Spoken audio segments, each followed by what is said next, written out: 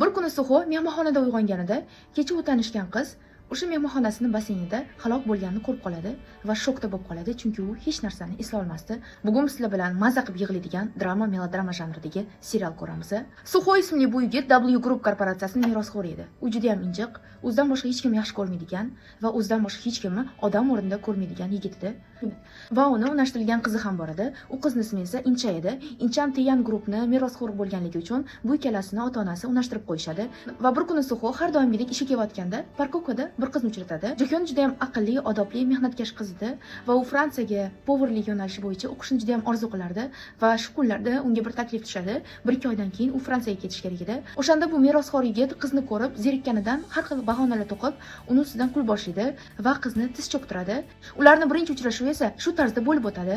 Shundan so'ng esa bu tasvir butun gazetalarga chiqib ketadi. Qizning yoniga borib, "Sen qo'ydirgansan o'sha rasmni, sen meni ataylabdan sharmanda qilmoqchi bo'lgansan" deb ikkita pochka pul beradi va qiz "Men olmayman" deb turganda, Suxo o'zidan o'zi birdaniga hushdan ketib qoladi. Qiz esa больницаga olib borganda, vrachlar esa Suxoning boshini tekshirib, "Sizning miyangizda o'simta bor ekan va bu o'simtani hozir operatsiya qilsangiz komaga tushib qolishingiz mumkin.